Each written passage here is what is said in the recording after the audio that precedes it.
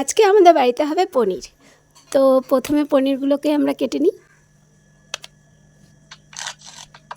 দেখো পনির কাটা হয়ে গেছে, কি সুন্দর ট্রায়াঙ্গেল শেপে। এবার আমরা তৈরি করব মশলা। দেখো পনিরে কি কি মশলা যাচ্ছে।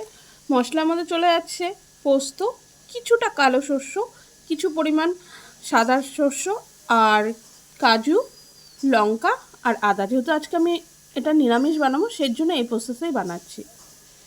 তো পনিরগুলোর মধ্যে সামান্য একটু হলুদ আমরা মেখে নিয়েছি, একদম সামান্য, বেশি না। একটু লবণ দিয়েছি হালকা করে। কড়াই গরমে বসিয়ে দিয়েছি, তেলটা গরম হলেই আমরা এবার পনিরটা ভেজে নেব। পনির ভাজা স্টার্ট হয়ে গেছে।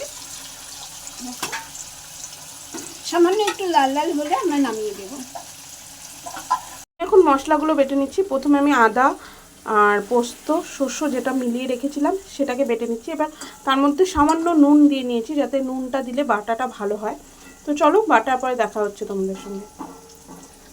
আর পাটায় বাটার মশলা তো দারুণ টেস্টি হয়। পনিরটা কতটুকু করে ভাজতে হবে, এই সামান্য একটু লাল লাল হলেই এটাকে নামিয়ে দিতে হবে। পনিরগুলো ভেজে নিয়ে আমরা গরম জল করে তার মধ্যে সামান্য নুন দিয়ে সেখানে ভিজিয়ে রেখেছি। এটা ভিজিয়ে রাখার কারণ হচ্ছে পনির ভাজার সময় অনেক সময় হার্ড হয়ে যায়, তো এই গরম জলে ভিজিয়ে রাখলে সেটা নরম হয়ে যাবে, সফট হয়ে যাবে। 5 মিনিট আমরা জলে ভিজিয়ে রেখেছিলাম, 5 মিনিট পরে আমরা উঠিয়ে দিয়েছি পনিরগুলোকে।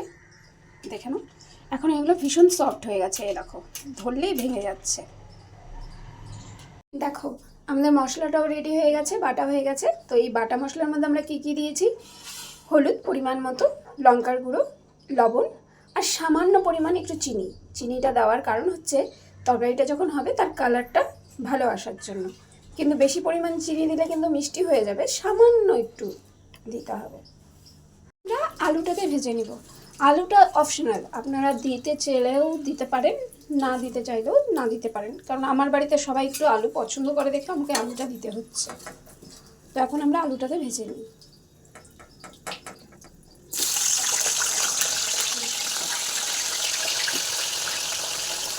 আলুটা ভাজা হয়ে গেছে, সামান্য একটু ফ্রাই করেছি।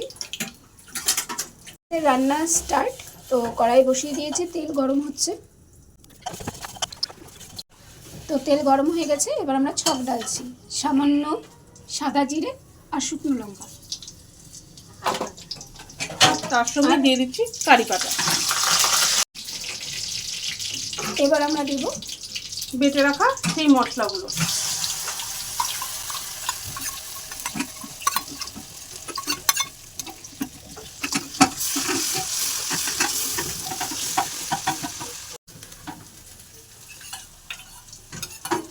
মশলা বাটিতে লেগে থাকা যে মশলাগুলো ছিল সেটাকে আমি একটু সামান্য গরম জল দিয়ে ধুয়ে এর মশলার মধ্যে দিয়ে দিলাম। এবার মশলাটাকে আমি কষিয়ে নেব।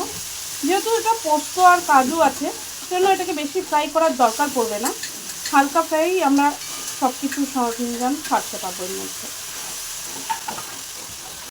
তো আমাদের মশলা ফ্রাই হচ্ছে, সামান্য একটু লাল লালের জন্য ইন্তজার করছি।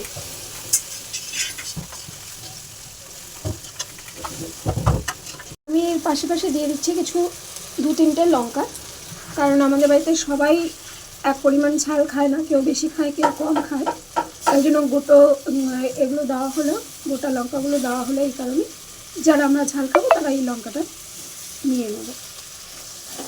ভাজার থেকে তেল ছেড়ে দিয়েছে, তাই এখন আমি ভেজে রাখা এই আলুর টুকরোগুলো দিয়ে দিচ্ছি এর মধ্যে, যাতে মশলার সঙ্গে এগুলো মিশ হয়ে যায় আর আলুর মধ্যে মশলাটা ঢুকে যায়। আমাদের ভাজাভাজি হয়ে গেছে, এবার আমরা দিয়ে দেবো গরম জল। গরম জলটা দেওয়ার পরে এটা খুবই তাড়াতাড়ি একটু উবাল চলে আসবে, মানে বলক চলে আসবে, কারণ আমরা গরম জল ইউজ করেছি। তো এটা যতক্ষণ বলক আসার পরে আমরা তারপরে পনিরটা দিয়ে দেবো। দেখো বলক চলে এসছে, এবার আমরা এর মধ্যে পনিরগুলো ছেড়ে দেব।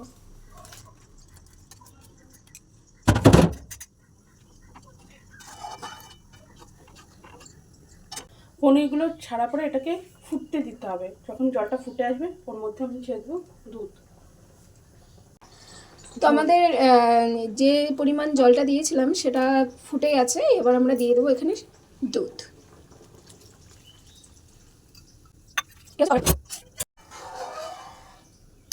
এবার এটা ফুটে আসলে যখন যে পরিমাণ আমার ঝোলটা লাগবে সেই পরিমাণ আমি রেখে তারপরে এর মধ্যে ছেড়ে দেবো কসুরি মেথি। এবার আমরা দিয়ে দেবো এখানে গরম মশলা। রান্না হয়ে গেছে, এবার আমরা ফিনিশিংয়ে দিয়ে দিচ্ছি কসুরি মেথি। কসুরি মেথি দিয়েছি এখানে, এবার সামান্য একটু ফুটিয়ে নেব। হয়ে গেছে তৈরি। এবার নামানোর আগে আমরা দিয়ে দেব পনির মশলা। এবার দিয়ে দিচ্ছি ঘি। রান্না রেডি। এবার আমরা খেয়ে দেখব কেমন টেস্ট হয়েছে। পনিরটা খেয়ে বলো কেমন হয়েছে। Fine fine. আগে খেয়ে তো দেখো। না, সত্যি ভালো হচ্ছে। ভালো হয়েছে তো।